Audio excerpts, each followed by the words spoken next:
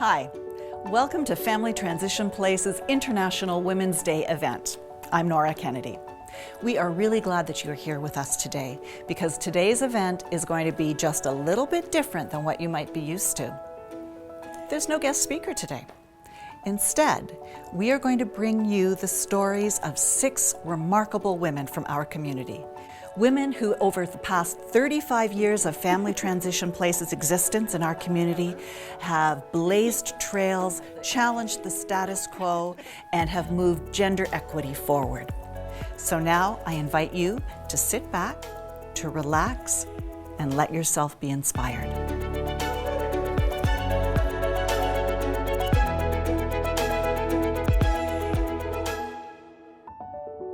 Good morning, Mary. Good morning, Nora. You know, when we first started tossing the idea around about this project for International Women's Day, you were the very first person I thought of. Because you were a teacher, is that right? Yes. And then while you were still teaching, you made the decision to run for municipal politics. So what drove you to that? Well, I think it was because I was on with a wonderful group of teachers at school who were very much feminist in the age before that was even a word that was used. And they were concerned that the new council didn't seem to have anybody that was running that was a woman. So I ran in the election and I was the only woman elected. So what was that like for you running in that campaign? Well, the first thing you learn, which wasn't even a word in my vocabulary, was misogynist. And I was very upset going door to door and finding that mostly elderly people would say to me, it's a man's job, you shouldn't even be running. So when you get used to that, then you're sort of more determined than ever. It wasn't too bad on election night for when I was running for council. It became much more difficult when I ran for mayor, because this was the first time a woman had run for mayor, and it was received with a lot of skepticism and a lot of misogyny, even more so. One of the candidates said to me that it takes balls to be a mayor and that I would never therefore be elected, and that I was welcome to come to his victory party. And on the night itself, this gentleman said to his wife, when the results started to come in and I was not in the top numbers in the first 2, we've got the bitch now. Oh, nice. And so eventually when I was elected and my husband was still there, he said to him, who's got the bitch now?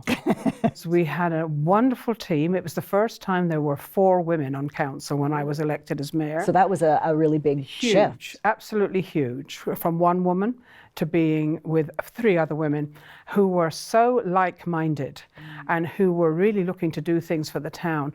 I mean, Jennifer Walmsley took on my dream of having a theatre and she ran with the whole idea of Theatre Orangeville. Janice Gooding took up the mantle and went with the farmers market, which is, look, it's successful even today. Anne Bush was on council with me, and when we started the whole thing about having transit and having a bus, that was her thing, the reason she wanted to be on council. These women had definite things that they wanted to do and to accomplish, and the things that we envisioned together and worked on. And the wonderful thing was to be able to say to these women, go ahead, run with this, because I know you can do it. I have been so lucky to have had groups of women who not only were my mentors, but they were my support group. And there was no jealousy, no envy, no whatever. They certainly didn't want to be on council themselves, but they were there all the time whenever anything was needed. They were out running door to door for me during elections. Just an amazing group of women. And I honestly feel that women need a group of women behind them. So what advice would you give to young women that you would like to support now going forward? Well, if you're passionate about something, everything's possible. If you really feel that you've got something to offer and you've got something that would be to the betterment of your community, not to the detriment, that you can get out there and with your group of women behind you, you can achieve anything.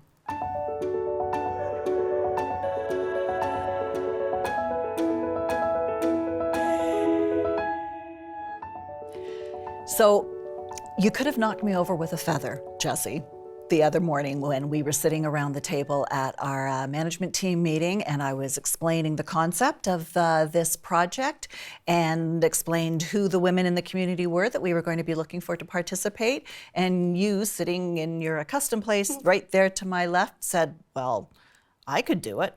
What's interesting is Family Transition Place is celebrating the 35 years, and this April it will be 35 years since I graduated from university. my Bachelor of Science with a major in computer science. And at that time, I have to say, there weren't a lot of women in my classes. So by the time that you finished and graduated, you were a bit of a rare breed, an anomaly in that whole program. Yes, a bit of an anomaly. My first interview while I was still on campus, just about to graduate, was with a major Canadian technological company. And having the name Jessie, I think, might have thrown them off a little bit, because when I showed up for my interview, the gentleman interviewing me looked a bit surprised to see me, and then proceeded to ask me if I planned on getting married and having children. I never heard back from them. And I applied at a major telecommunications company. Drove the 4 hours to the interview, walked in and had the gentleman interviewing look up and go, "Oh, I didn't know you were a woman. The last person we hired was a woman and she got pregnant and left. I'm not hiring another woman, but I have to interview you now that you're here." What kind of impact does that have on a young woman at that point in her life trying to prove herself and make her way in the world? I was mad at him, and I was mad that that was allowed to happen. But it made me just want to prove even more that it was their loss that they didn't get me. I was transferred from one organization to another, our division, full division transferred. And I remember getting my offer of employment.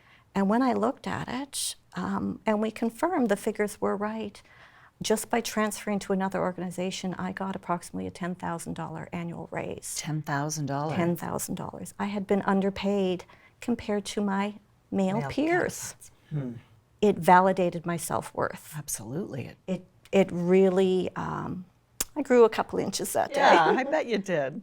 I was working at one point, we were sitting in a room and I'm looking around. It was myself and 17 men in the division. It never dawned on me that it was non-traditional.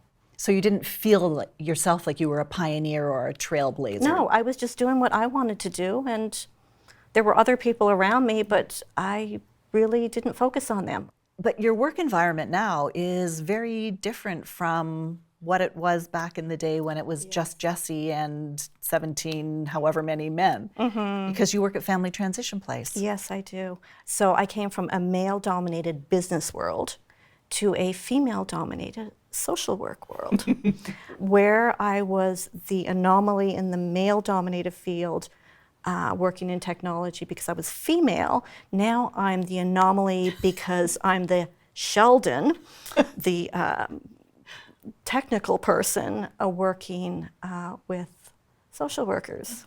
So if you had a piece of advice to give to a young woman with the same sort of drive and Sheldon-like qualities that you have, Jessie, getting started, what would you say to her?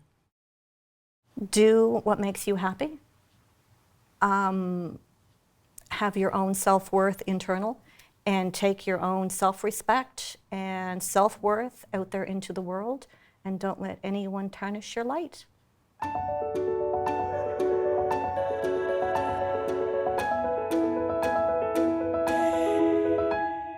Hi, Mandy. Hello. Welcome, and thank you so much for agreeing to be part of our adventure today. We really appreciate it. I appreciate you inviting me. I'm really honored to represent the women across our county and within Caledon. Dufferin. It's pretty awesome. So you're a firefighter. Yes, that's correct. I am a career firefighter, so I work for the City of Brampton full-time. That pays my bills. And then when I come home, I serve the community in which I live. So I volunteer in the community of Inglewood and Caledon, and I'm the district chief out of that station. What was it like joining up, getting that full-time job and walking in the first day? It's exciting, it's nerve-wracking. You're brand new in a position where you have this vision of what it's going to be, and you honestly have no idea until you run that first call. I think we all have this vision of firefighters or emergency service as these people that are going to show up and solve all our problems. And you know, you ride this big fire truck and the lights are going and you wear some cool gear. You think very that, cool. Yeah, that's what our perception is. But we see and hear things that most people don't, that are very challenging on your mind and body. And that's the part that people don't see or don't understand. So going in as 21 years old and having this vision of what firefighting was going to be, and it's definitely nerve-wracking for sure. How accepted did you feel from the other men? Honestly, Brampton was amazing. I never once felt like I was an outsider, that what I look like or my gender played a role on how I was going to succeed within the department. I never really understood that concept until I went to a women's only conference specifically in firefighting and heard some of the stories and horror stories of experiences other females felt in our industry. And it was really an eye-opener to say that I was very thankful and humbled by how I was treated coming into the department. Now you see so many more females on the job, and it's amazing to see. It just puts a smile on your face to say, like, we can do anything that we put our minds to. Do you think when you go out to a call that the people who are showing, that are waiting for you when you show up, care whether you're a woman or a man? Absolutely not. If there's a fire, we're fully dressed head to toe. The only thing you could probably see are my eyes. So they do not care who is coming. They just know somebody's coming to help them. And at the worst time of your life, or you're calling 911 and thinking this is, the very worst day of my life, they don't care who's coming. They just know that a professional's showing up at their door to help them. I'm not going to say it's never scary, because you go into situations and you have no idea what you're walking into. I think that's why this job brings a lot of people, is because it's exciting. It's something new every day. It's pretty fun from that perspective. I love my job. Yeah, I can see that just in your face. You just talk about it and you look like you're just... Yeah, I love it. I absolutely do. I would definitely encourage other women, encourage other men. It doesn't matter what gender you are. It's an amazing job. It's very rewarding. Have you ever had somebody be completely surprised when you take off the gear and there you are? Yeah, it's a pretty fun feeling, because you can see it on their face and like, oh my gosh, like those are girls up there. Girls. Yeah, it definitely feels good, and knowing that we're even changing the face of an older generation too, right?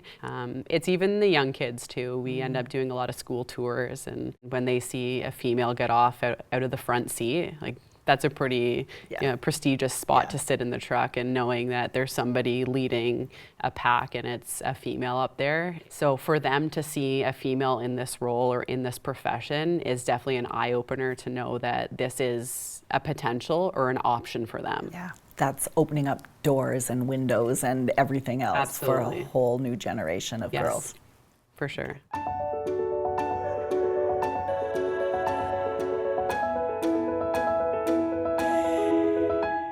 Hello, Karina. Hello. Thank you so much for joining us today. I really do appreciate it. I know that you were a rhythmic gymnast, and from there you went on into coaching, but maybe you could tell me a little bit about how that all came to be. My parents are from Finland, and rhythmic gymnastics is extremely popular there. And I started rhythmic gymnastics when I was 3. Had gone to university for kinesiology and wanted to be an athletic coach, which is what I did. I worked at the High Performance Training Center in Toronto and worked with world and Olympic athletes. Performed in 1976 at the Olympic Games in Montreal when it was a demonstration sport, because you always have to have a demonstration sport before it gets accepted. Was then the youngest president of a national sport governing body in 1980, when we were lobbying for inclusion of the sport, and the sport got included into the Olympic tableau. In 1984, I was doing commentary for CBC Sports, and Lori Fung won the gold medal, first ever in the sport. What a high. That must have been incredible. It was. First ever gold medal in our sport ever, because it was the first time it was in the Olympic Games. I had coached Lori, but I wasn't the coach on the floor because I was doing broadcasting for CBC. We had quite an interesting time because we weren't expected to win the gold medal. Basketball was on live, and when we won, everything was finished and we were being congratulated. It was wonderful, but my producer came on to my headphones and said, "We're going live in 5, 4, 3, 2, 1," and I had a blank screen in front of me. And when you're commentating, you need to know the routine sort of backwards and inside out. So I commentated it with a blank screen in front of me. So one of the highlights that I don't even know how it happened. How on earth did you manage that? How did you do that? Well, the producer was talking in my ear, and I Yeah. knew where she was on the floor, and I knew the routine a million zillion times. guess. So I did see the tape afterwards, and I was quite pleasantly surprised that it actually worked. So you weren't saying things like you were talking about a move that had already happened 10 seconds Yeah, ago. no.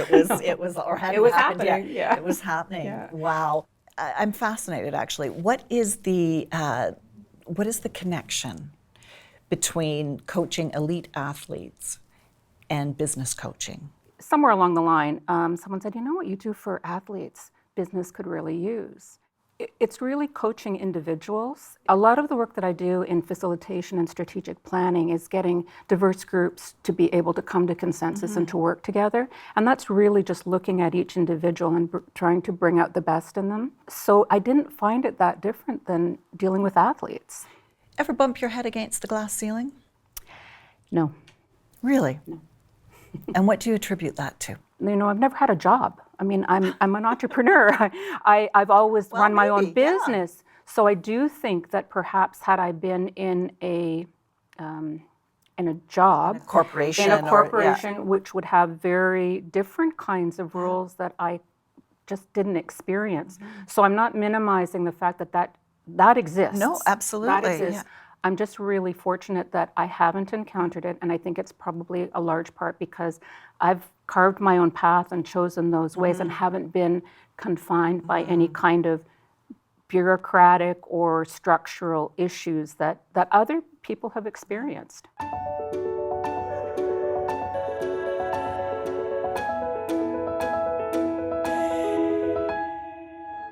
Hi, Priya. Hi, Nora. I am so glad that you are able to join us today. Thank you so much for offering to be here to talk to us for this project for International Women's Day. As you know, we're talking to women from our community who have, as I put it, challenged the status quo a little, and I couldn't think of anybody more fitting for that description than you, Priya. Thank you. I'm one of those women who thrive in crisis. I thrive with challenge. So what I tend to do is actually throw myself into those sorts of roles, really to push my own boundaries. What do you think has created that need for you or that drive in you to challenge yourself like that so constantly? I come from the caste of warriors. So Oh, really? I feel for me that it's in my blood. Like, I don't think there's any other way that I can possibly be. So there's no fight that you've just walked away from? Yeah, I don't think there ever has been one. And I was an amateur boxer as well, so I really fought. You really Yes. embraced that. Yeah, I'll be honest, it's not easy. There have been moments where I felt crushed, and there's probably still moments that I could admit to where I do feel that sense of defeat. I am a survivor of sexual violence, of incest, as well as another experience of rape. The accused person in my case was acquitted. So that really made things very difficult for my family. How hard was that for you to hear? I can tell you at this point, I was shocked. I didn't speak for a week.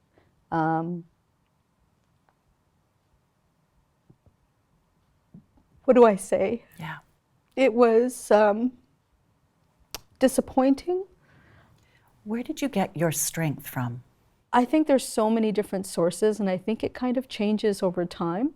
My daughters are an incredible source of strength, and I sometimes don't think they know they are, but I want them to know that they are. Are they warriors too? Oh yes, fierce. Fierce? Yes, I think far more than I am. You mentioned that it was 30 years ago when you first sort of connected with the justice system. Yes. What was that experience like for you at that point in time? I went to court where a lot of people in the South Asian community were supporting the accused person.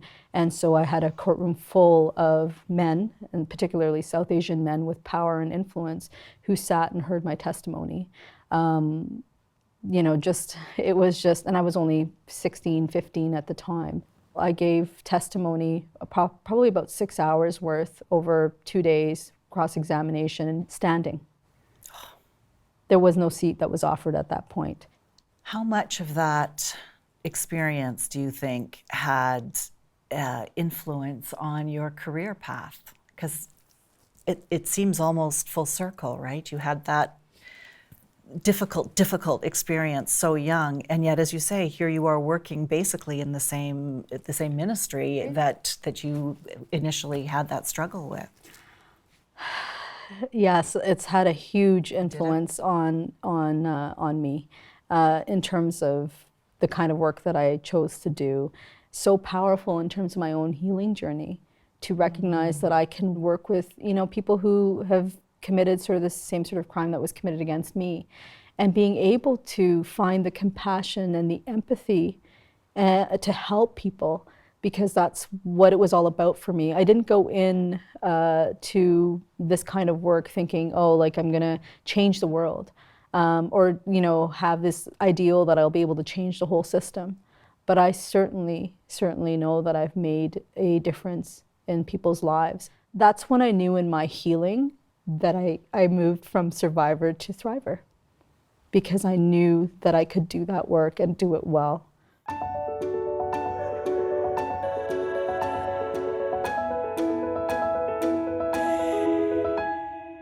Hello. Hey, Nora. Thank you so much, Leah, for being able to do this for us. I appreciate you asking me to be here. It's exciting. Thank you.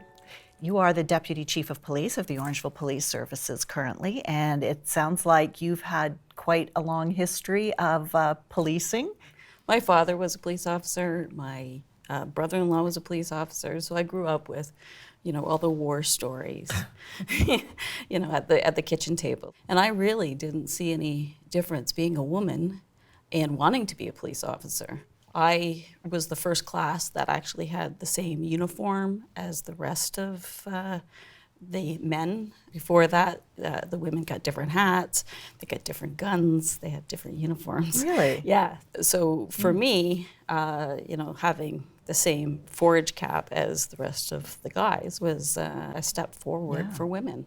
At one time, policing was mostly, you know, men that were big and burly. Right. They were strong and brute, and had a lot of brute strength. And, you know, I came along, I was 5'4", 119 pounds, you know, and actually one guy turned and looked at me and goes, "Oh, I don't think she can take a punch." So, you know, I had to prove that I could use my brains and my wit in order to get me out of situations, instead of, you know, having to resort to violence or excessive force. At the beginning of your shift, you would do roll call. He'd say, you know, "Guilfoy, you're going to work on this car," and he says, "This other person's name, you're going to work on this car, you're with Guilfoy." And right away he goes, "Oh, I don't want to work with her. I don't want to, you know, she's a girl." And I'm like, hold on a second. He was that explicit about it. Oh, yeah. Yeah. And I'm like, hold on a second. You know, I'm a police officer. Yeah. I'm not a girl. I'm a police officer. And so I said, okay, fine. I'll take that. Put it in my back pocket. And I'll show you. Yeah.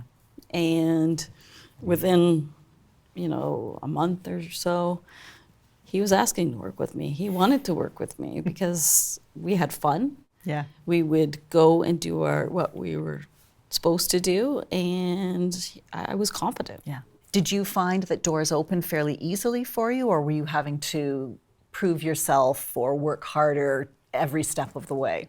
Every step of the way. Yeah.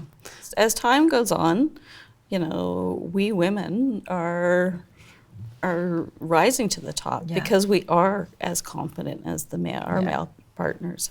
So over the course of your career, Leah, as a woman in a position of authority, have you ever experienced having to really struggle to assert that authority, or to find a way of getting what I'm presuming still are largely male officers to respect that authority in you? I have the knowledge, skills, and ability to command those people, and as a result, you know, they listen to me. When you ask them to do it and you expect a certain level of professionalism, then you get it.